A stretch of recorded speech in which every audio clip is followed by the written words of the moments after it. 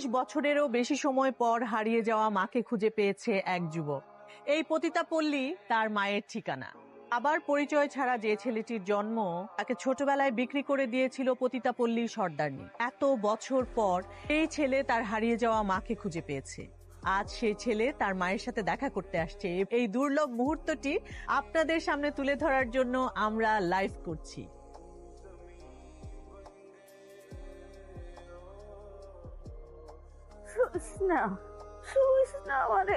তোমার কি করে ডাকলে যে কলজাটা ঠান্ডা হইব? আমার মা জান আমি কত খুঁজছি, আমার জান্নাত আমি কত খুঁজছি। আমি না জানতাম না যে আমার জান্নাত তো কাছে। আমার না দেখছো তুমি, আমার জন্ম দেখে না তুমি আমার চিনছো। আমার ডাক দাও নাই কেমন, ডাক দাও নাই গেলে কেমন। বাবারে আমারে দেহা পাপ, সুয়াও পাপ, পাপের জীবন আমার। আমি জানি তোর তো একটা মান ইজ্জত আছে, বউ আছে, একটু ভাইয়া আছে, আমি সব জানি। আমার তো কোনো ইজ্জত নাই বাবা। আমার সাথে পরিচয় দিয়ে কি হইব? পরিচয় দিলে তো তোর মান সম্মান থাকবো না। আমার আমার পরিচয়ের দরকার নাই। তোর একটা ইজ্জত আছে না?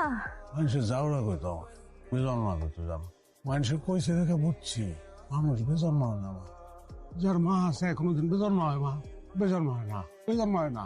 আমার মা, আমি বেজন্ম হয় না। আমার মা এই যে দেখে না পা দেখে। ও মা তুমি তোমার লয়ে যাবো, আমার জান্নাত জায়গা থেকে লয়ে যাবো না, তুমি আমার লয়ে যাবো না।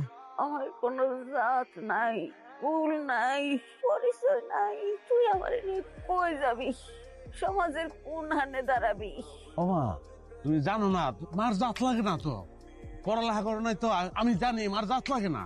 মার আবার জাত কি, মার পরিচয় কি? মা তো মা, তোর মা, এটাই তো পরিচয়। ও মা না, ও মা, মা আমার একটু আদর করো, আদর করো। আবার চোখে পড়ে দিন সব। আমার ছোট্টবেলার বাবা,